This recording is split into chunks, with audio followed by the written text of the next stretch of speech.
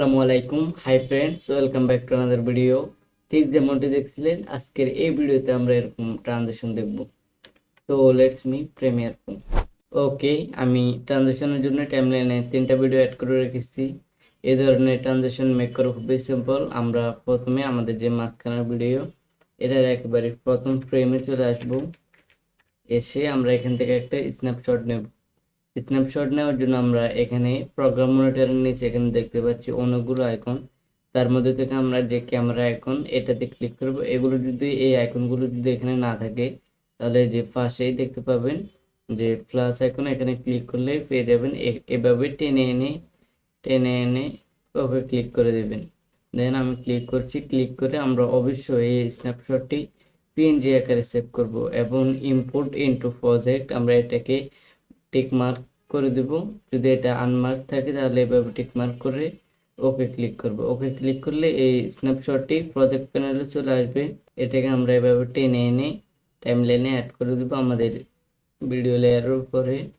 দেন আমরা বাড়তি অংশগুলো কেটে ফেলছি। এই পাশের যে অংশ আমরা এটাকে সিলেক্ট করে কেটে দিচ্ছি। দেন আমি এই পাশে 15 ফ্রেম রাখবো। আমরা যদি কিবোর্ড শিফট এবং রাইট অ্যারো ক্লিক করি তাহলে ফার্স্ট ফ্রেম ব্যাকে আসবে। দেন আমি রেজার টুল নিয়ে কেটে নিলাম।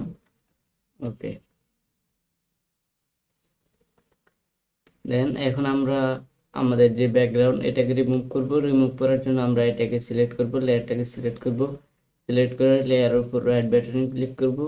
ক্লিক করলে এখানে দেখতে পাবো এডিটিং অ্যাড অফ ফটোশপ, আমরা এখানে ক্লিক করব। আপনি ব্যাকগ্রাউন্ড রিমুভ করার জন্য ফটোশপ ছাড়া আরও অনেক অ্যাপস আছে, এগুলো ব্যবহার করতে পারেন, অথবা অনলাইন থেকে এআই দিয়েও আপনি ব্যাকগ্রাউন্ড রিমুভ করতে পারেন। তো আমরা প্রথমে সিলেক্ট অপশন চলে আসবো। এসে এখানে সিলেক্ট অ্যান্ড মাস্ক আমরা এখানে ক্লিক করব। ক্লিক করে এখানে দেখতে পাচ্ছি দেন সিলেক্ট সাবজেক্ট, আমরা এখানে ক্লিক করলে অটোমেটিক্যালি আমাদের ব্যাকগ্রাউন্ড রিমুভ হয়ে যাবে। দেন আমরা এখানে ওকে ক্লিক করব। ওকে ক্লিক করে আমরা এই লেয়ারটাকে সিলেক্ট করব। সিলেক্ট করে কিবোর্ডের কন্ট্রোল জে দিলে এটা ডুপ্লিকেট হয়ে যাবে। দেন আমরা এখানে নিচের লেয়ারটাকে ডিলিট করে দিব। ডিলিট করে আমরা কিবোর্ডের কন্ট্রোল এস দিব। এস দিয়ে আমাদের আর ফটোশপের কাজ নেই। ওকে, এখন আমরা ইফেক্টে চলে আসবো। এসে এখানে চার্জ দিব, ট্রান্সফর্ম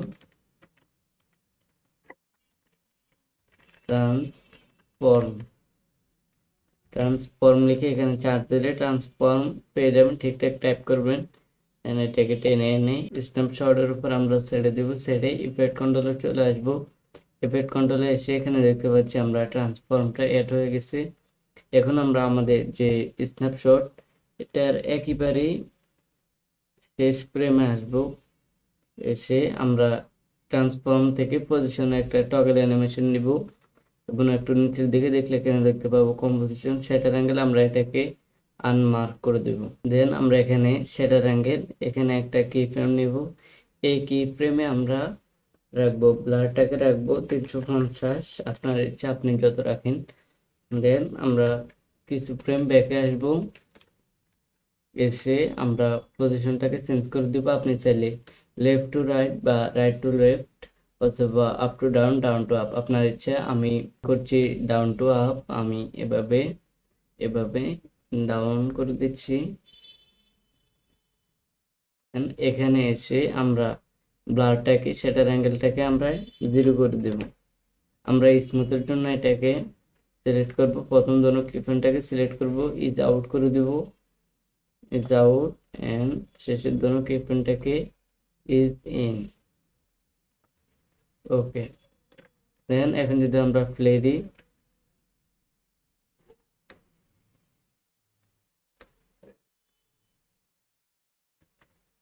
তো নাইস। এটা যদি আপনার কাছে বেশি ফাস্ট মনে হয়, এই কিফ্রেমগুলোকে আরো দূরত্ব দিয়ে দিবেন, এটাকে বাড়িয়ে দিবেন।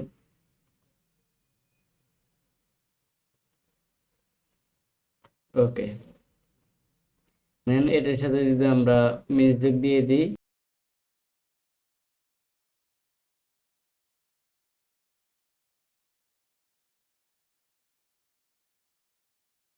দেন আমরা এখন যদি প্লে দিই, আমি একটা দিয়ে দেখিয়ে দিয়েছি, এভাবে আপনি করে নেবেন আপনার ইচ্ছা মতো, লেফট টু রাইট বা right to left, up to down, আপনার ইচ্ছা। তো এই ছিল আজকের ভিডিও। আশা করি ভিডিওটা ভালো লেগেছে এবং বুঝতে পেরেছেন। যদি কোথায় না ভিডিও থাকেন তাহলে অবশ্যই আমাকে কমেন্টে জানাবেন। আপনার কাছে একটা রিকোয়েস্ট থাকবে, আপনি যদি আমাদের চ্যানেলটি সাবস্ক্রাইব না করে থাকেন তাহলে প্লিজ আমাদের চ্যানেলটি সাবস্ক্রাইব করে ফেলুন। দেখা হবে পরে কোনো ভিডিওতে। ততক্ষণ পর্যন্ত ভালো থাকবেন, সুস্থ থাকবেন। Good bye.